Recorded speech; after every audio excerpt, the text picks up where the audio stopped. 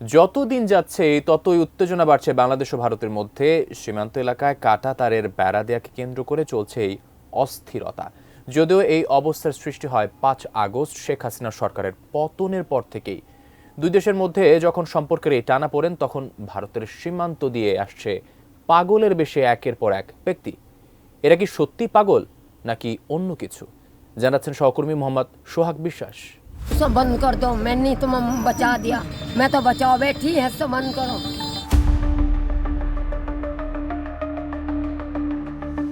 ছাত্র জনতার গণ অভ্যুত্থানে শেখ হাসিনা দেশ ছেড়ে পালিয়েছে 5 মাসেরও বেশি সময়।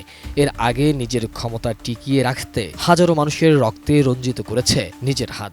কথিত আছে পুলিশের সাথে বিশেষ একটি প্রশিক্ষিত বাহিনী ছাত্র জনতার উপর গুলি চালিয়েছিল। খোদ সাবেক স্বরাষ্ট্র উপদেষ্টা ব্রিগেডিয়ার জেনারেল অবসরপ্রাপ্ত সাখাওয়াত হোসেন বলেছিলেন, পুলিশের হাতে সীমান্তের ভয়ঙ্কর অস্ত্র এলো কিভাবে। পুলিশের ফায়ারিং এ কম লাগছে, এদের সিভিলিয়ান ড্রেসে হাতে 7.62, আপনারা নিজে দেখছেন 7.62, মানে 7.62 রাইফেল। ম্যাসিভ ইনভেস্টিগেশন দরকার যে এরা কারা, কাদের হাতে এই রাইফেল, যেটা প্রহিবিটেড রাইফেল, কাদের হাতে এটা আসছে, এই এলাকাতে কে কারা দিচ্ছে।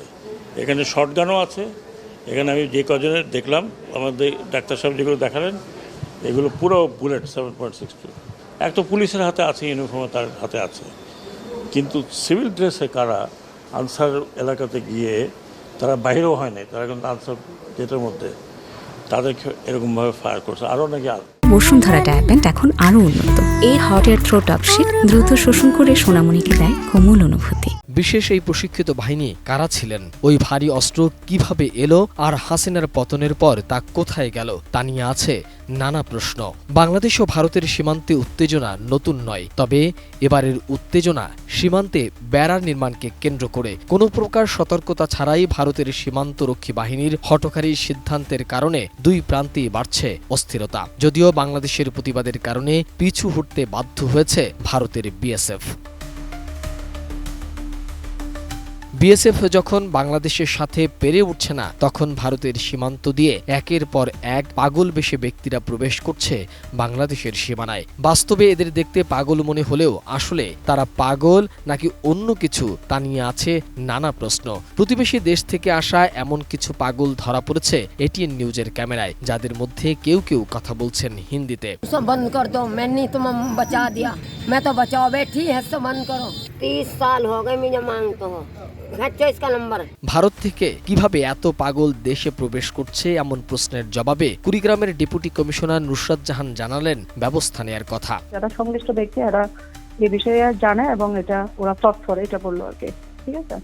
এবং আমি আরো তৎপর হওয়ার জন্য নির্দেশনা দিলাম যেন কিভাবে দেশে এই ধরনের কার্যক্রম করতে না পারে। বিজিবির প্রতিনিধি ছিল, হ্যাঁ বিজিবির প্রতিনিধি ছিল, ওনারা অনেক তৎপরতার কারণে এখন কিছুটা কমে আসছে।